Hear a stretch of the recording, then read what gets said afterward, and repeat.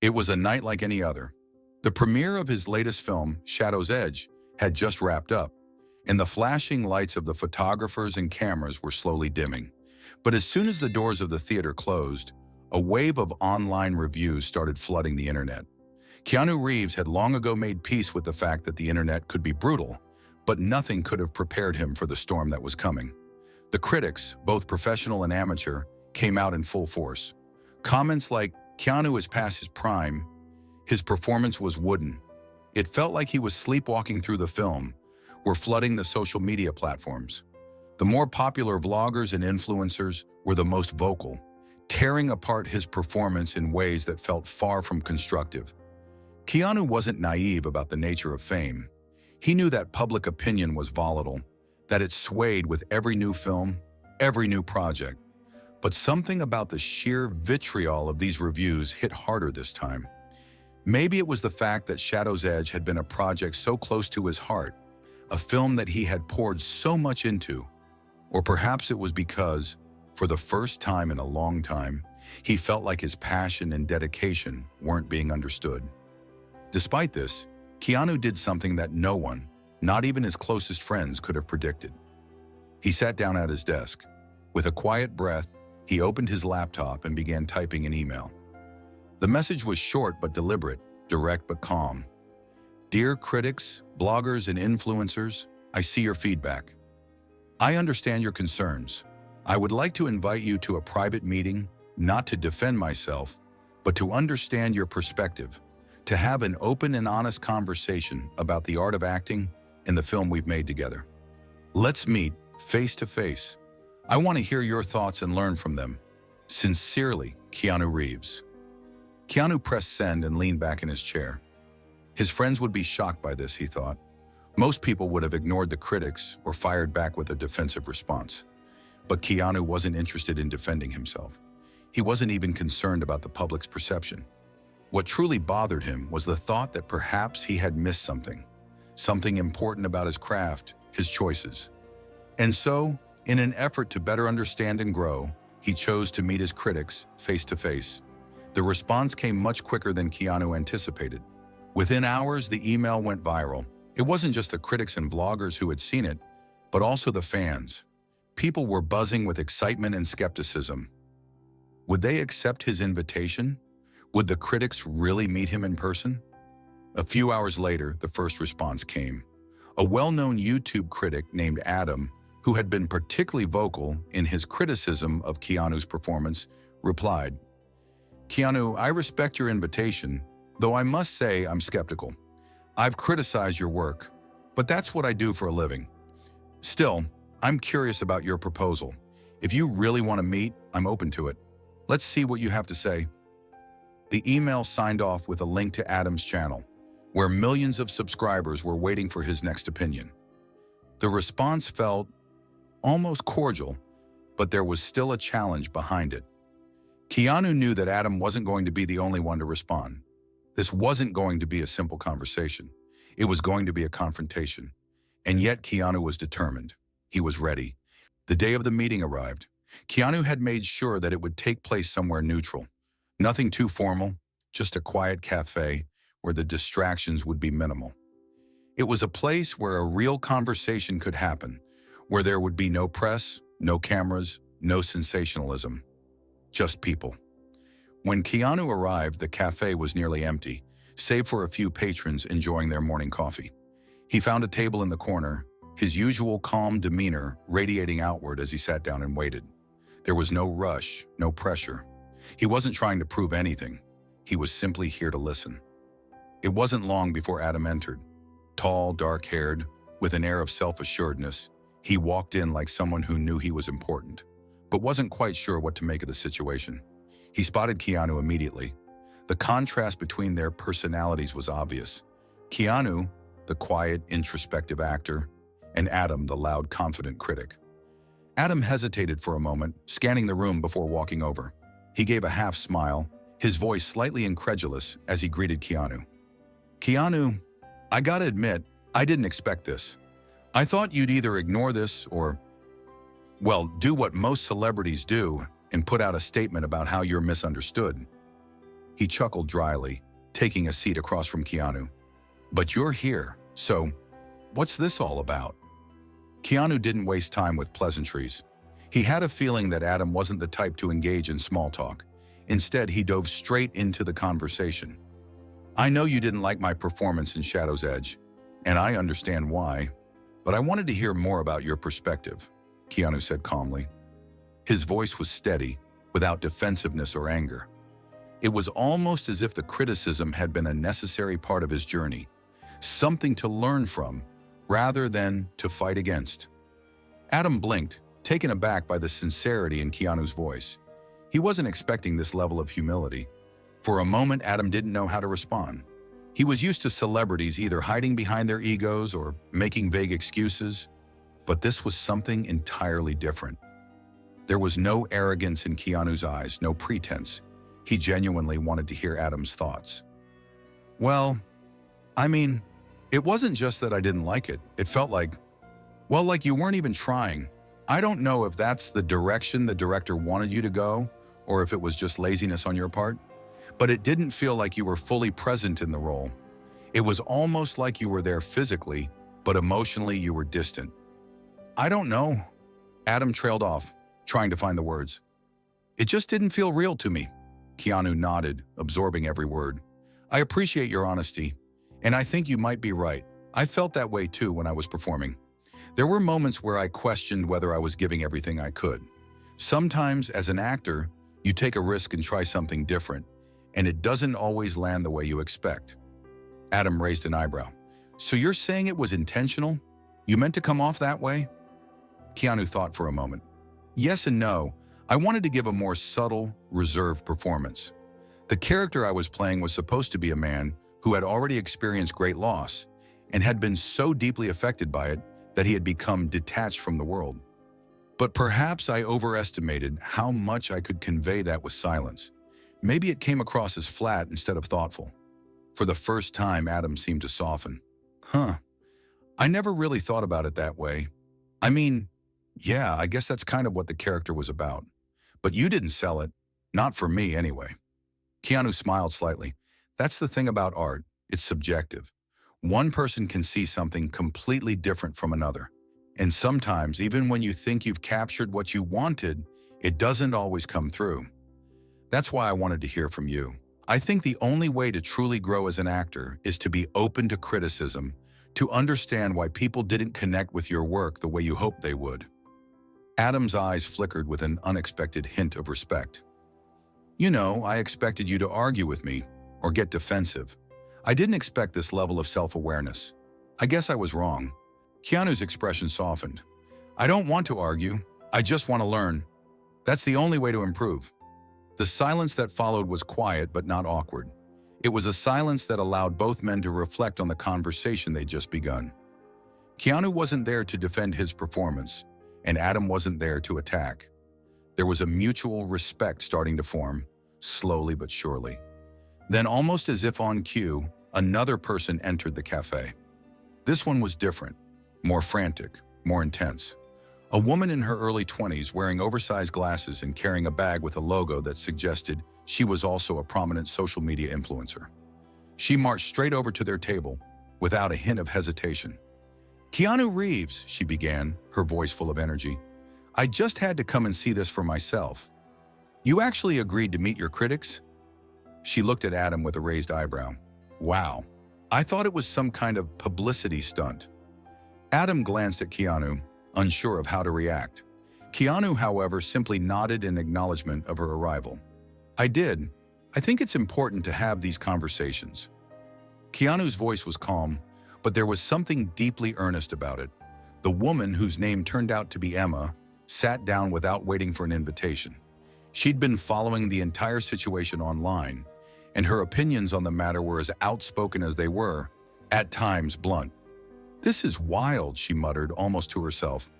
I've been watching your films for years, Keanu, and I've got to be honest, I thought Shadow's Edge was a bit of a miss. But hearing you say this, I don't know, maybe I'm starting to reconsider my own review.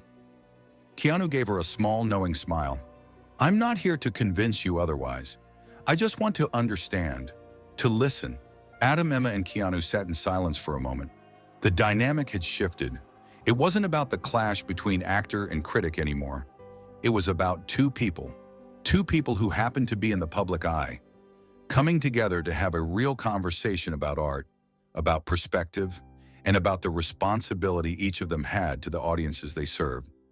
As the conversation continued, the dynamic between Keanu, Adam, and Emma evolved. What had begun as a tense, almost confrontational meeting between a veteran actor and his critics was now shifting into something entirely different. An open exchange of ideas, questions, and realizations. Keanu had always believed that every experience, every interaction, had the potential to teach him something.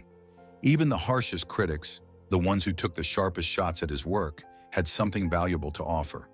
What he hadn't expected, however, was how the critics themselves would begin to reflect on their own roles in the public discourse. "So, Keanu," Adam said after a long pause, "I've been thinking about what you said, about the whole art being subjective thing. I get that. I mean, we all have our own take on things.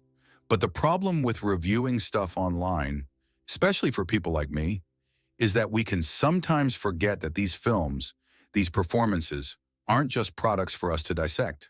They're pieces of someone's soul. I've been guilty of tearing them apart without thinking about that enough." Keanu nodded slowly, allowing the words to settle between them. It wasn't about saying, "I told you so." It wasn't about being right or wrong. It was simply about honesty, about understanding that every review, every critique, came from a human being with their own perspective and their own emotional responses to what they saw. "And I've been guilty of that too," Emma chimed in, her voice more contemplative now. "I mean, I've built a platform where people expect me to be, well, harsh. My audience wants the drama, the heat, the controversy. If I'm not tearing something down, they lose interest. But the thing is, the more I review, the more I realize how much of it is a performance itself. I'm not just critiquing, I'm entertaining, selling an image of myself. And that's kind of messed up." Keanu could see the realization dawning in her eyes. There was a quiet vulnerability in her confession, a sense of self-awareness that most influencers, especially ones with large followings, would have been too prideful to acknowledge. "You're right," Keanu said softly, his gaze steady. "We're all performing in one way or another. The critics, the influencers, the actors. But the key is to stay authentic, to stay grounded. If we get too caught up in the role, in the performance, we can lose sight of what we're actually trying to say, or what others are trying to say to us." Emma looked down at her coffee cup, tracing the rim with her finger. "Yeah, I guess I've been so caught up in playing this persona online that I've forgotten why I started reviewing in the first place. It was about the love of movies, the love of storytelling. Somewhere along the way, I lost that." The room fell into another brief silence. Keanu didn't rush to fill the space with words. He understood the importance of allowing the moment to breathe.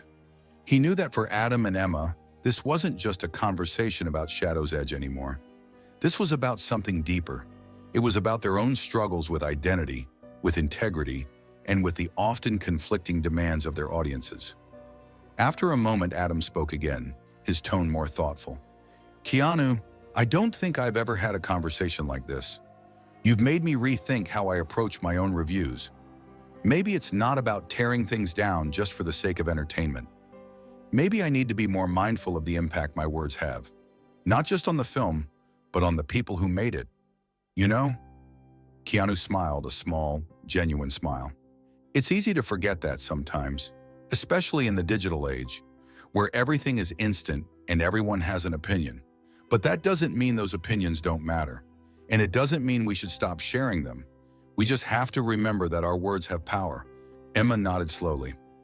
"I've been so wrapped up in keeping up this persona as a critic that I forgot about the responsibility of it all. I mean, I still want to give my honest opinion, but I think I need to find a balance. I don't want to be part of the problem. I want to be part of the solution." The conversation turned once again to the complexities of public life. It was no longer about who was right or wrong about the film. It was about the emotional and ethical responsibility that came with the power of influence. Keanu was a man who had been through his own share of criticism, had weathered years of intense scrutiny, And yet here he was, calm, reflective, and open to growth. In that moment, Keanu wasn't just teaching them about acting, he was teaching them about humanity. And just as they were beginning to feel like the conversation was coming to a close, the cafe door opened and another unexpected figure walked in, a journalist named Chloe, who had recently written one of the most scathing reviews of Shadow's Edge. "I wasn't planning on coming in," Chloe said, walking up to their table, "but I saw the story about your meeting, and I just couldn't resist. So here I am. You're inviting all your critics, huh?" Keanu looked up at her, his expression unchanging but welcoming. "Yes, I invited everyone who had an opinion about the film. It's important to hear all perspectives." Chloe laughed, a sound that was part skepticism, part curiosity. "I'll admit this is unexpected. I thought you'd just release a statement and call it a day. But here you are, sitting with your critics, being open. That's pretty rare." "It's not about defending myself," Keanu said simply. "It's about understanding where others are coming from and learning from it. That's what we do as artists, isn't it? We learn from the world around us." Chloe hesitated for a moment, then sat down, intrigued. The conversation, which had already shifted into unexpected territory, now felt even more unpredictable. The journalist, the critics, the actor, they were all sitting there, sharing their thoughts, their doubts, and their realizations. In that moment, the lines between critic and creator began to blur. Keanu didn't know where this conversation would lead, but one thing was certain. This was no longer just about a film. It was about something far more profound: the impact of words, the weight of opinions, and the power of genuine human connection. As Chloe took her seat, she surveyed the group with an intensity that hinted at her profession. She wasn't just a journalist. She was an observer, trained to spot the smallest inconsistencies, the faintest flicker of emotion that could give her an edge. But sitting in this cafe, facing Keanu and the others, something was different. The usual power dynamic, where the journalist holds the pen, the critic holds the microphone, and the actor stands defensively in the spotlight, had been turned on its head. Now they were all on the same level. Keanu, sensing her hesitation, offered a reassuring smile. "You're welcome to join us," he said with a warmth that made the air feel lighter. "We're just talking. There's no agenda here, no gotcha questions." Chloe blinked, surprised by his openness. Most celebrities, especially ones as high-profile as Keanu, kept their distance. But here he was, genuinely inviting her into the fold, treating her no differently than Adam or Emma. It was a small gesture, but one that spoke volumes about the man sitting before her. "So," Chloe began, adjusting her notepad, "you've got critics here, influencers, and now a journalist.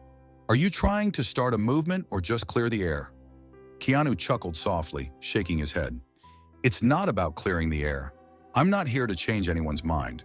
I just think it's important to listen. To everyone. When you're in the public eye, it's easy to get caught up in your own version of the truth. But sometimes hearing others' perspectives is the only way to grow." Adam leaned forward, clearly intrigued by the shift in tone. "I didn't expect this. Honestly, I came here to give you a piece of my mind. I've been critical, and I thought that's what this meeting was about. But it's not about what we think, is it? It's about the process, about learning how we communicate our thoughts and how we impact others." Chloe, ever the skeptic, tilted her head. "You really believe that? That critics and artists can just sit down and talk? Isn't there too much at stake? Isn't there too much tension between you and the people who've written negative reviews?" Keanu's gaze was steady, unwavering. "The tension exists because we don't talk enough. We make assumptions about each other's intentions, about the meaning behind the work. But when we actually take the time to listen, the tension fades. It doesn't go away completely, but it becomes something we can manage. We can understand each other better." It was the simplicity of his response that left Chloe silent for a moment. She had expected an elaborate answer, a polished defense of his career. But instead, she was given something far more raw, far more human. Keanu wasn't just talking about acting or film criticism. He was talking about the art of connection itself. The conversation drifted into quieter territories. Emma spoke more about her own struggles with the pressure of her online persona. Adam shared some of the insecurities that led him to be so harsh in his reviews. And even Chloe began to question her role as a journalist in a world where headlines were more important than the story itself. They were all unraveling in a way, sharing pieces of themselves that they had long kept hidden behind their professional facades. Keanu, as he had done so many times throughout the conversation, simply listened. He didn't interrupt, didn't offer advice unless it was asked for. It was as if he knew that sometimes the most powerful thing you could do for someone was to just be present. In a world obsessed with sound bites and viral moments, that was something rare, something real. After a long pause, Chloe broke the silence. "You know," she said thoughtfully, "I came into this meeting expecting to tear you apart. I had my notes ready, my questions lined up, just waiting for an opportunity to catch you off guard. But now, I don't know, I feel like I've been part of the problem. Like we're all so caught up in our own narratives that we forget the people we're criticizing, the people we're reviewing. They're just trying to do their jobs too." Keanu gave her a small smile. "I think everyone is just trying to do their best. It's easy to forget that in a world that thrives on outrage." There was a shift in the room, a collective sigh of understanding. Each person at the table had come in with their own baggage, their own assumptions. But over the course of this meeting, something had changed. They had all started to see things from each other's perspectives. It wasn't just about Keanu's performance in Shadow's Edge anymore. It was about the way they all interacted with the world and the impact they had on it. Adam, who had remained quiet for some time, finally spoke again. His voice was softer now, more reflective. "You know, Keanu, I've spent so much of my career analyzing and dissecting people's work that I never stopped to think about the person behind it, about what they might be going through, what kind of pressure they're under. I think I've missed the point a lot of the time." Keanu looked at him with genuine empathy. "We all have moments where we miss the point. What matters is that we recognize it and we try to do better. That's what keeps us moving forward." The weight of his words hung in the air for a moment, and then Emma nodded in agreement. "I think that's what's been missing in a lot of reviews and critiques. Empathy. It's not just about the technical aspects or the surface-level judgment. It's about understanding where the person is coming from, what they were trying to convey. I mean, if we really want to create a better conversation around art, it has to start with that." For the first time, Chloe put down her pen, her notebook closed. She had come into this meeting with an agenda, but now she found herself simply listening, taking in what Keanu and the others had shared. This wasn't the story she had expected to write. It wasn't the scandalous exposé or the viral takedown. It was something quieter, something more profound. "I'm not sure how I'm going to report on this," Chloe admitted with a small laugh. "But maybe that's okay. Maybe this isn't something that needs to be reported on, but experienced." Keanu nodded, his expression one of quiet satisfaction. "Sometimes the best stories aren't the ones we tell. They're the ones we live." The room was quiet, filled with the weight of realization. Chloe sat back in her chair, her pen resting idly on her notepad. Adam's expression was pensive, his arms crossed as he stared at the table, lost in thought. Emma ran a hand through her hair, her face a mixture of guilt and gratitude. Keanu looked at each of them, his eyes warm but firm. He didn't need to say anything more. The truth was already out in the open, hanging heavy in the air. The conversation had gone beyond critiques and performances. It had turned into a mirror, reflecting each of their insecurities, their flaws, and their humanity. Chloe broke the silence first. Her voice was softer, more measured. "You know, I came here thinking I'd find someone defensive, maybe even arrogant. I never expected this. You listened. You actually listened. And in a way, I think you've heard me more than I've heard myself." Keanu gave her a small, understanding nod. "Listening is the hardest part. We're so used to talking, to defending our ideas that we forget how to truly hear each other. But it's the only way we can grow." Emma's eyes glistened, and she quickly wiped them, embarrassed. "I don't know what to say. I feel ashamed. I've been chasing views, clicks, engagement, and in doing that, I forgot about respect, about fairness. You reminded me of that today." Keanu's smile was gentle, without a hint of judgment. "We all get lost sometimes. What matters is that we find our way back." Adam finally looked up, his expression raw and vulnerable. You've made me rethink everything, not just about your film, but about my whole approach to criticism. It's so easy to tear someone down, but it takes real courage to build them up. I think I need to change. Keanu reached across the table and placed a hand on Adam's shoulder. We're all learning. I'm no different from you. Every role I take, every film I do, it's a chance to learn, to grow. If we stay open to change, then we never stop becoming better versions of ourselves. Chloe took a deep breath, her posture more relaxed now. I'm glad I came. This wasn't what I expected, but it's what I needed. Thank you, Keanu, not just for your time, but for your honesty. Keanu stood up, his movements graceful and unhurried. Thank you for being willing to have this conversation. It takes courage to confront your own biases, your own perspectives. I respect each of you for that. They all stood, a newfound respect lingering between them. Adam extended his hand, his voice genuine. I won't promise I'll always like your films, but I'll try to be more considerate in how I talk about them. Keanu laughed, the sound warm and real. That's all I ask. Honesty with respect. That's all any of us can hope for. They exchanged goodbyes, each one carrying the weight of the conversation with them, a weight that was heavy but necessary. As they walked out of the cafe, they felt lighter somehow, more grounded, more human. Keanu stayed behind, watching them leave, a soft smile on his face.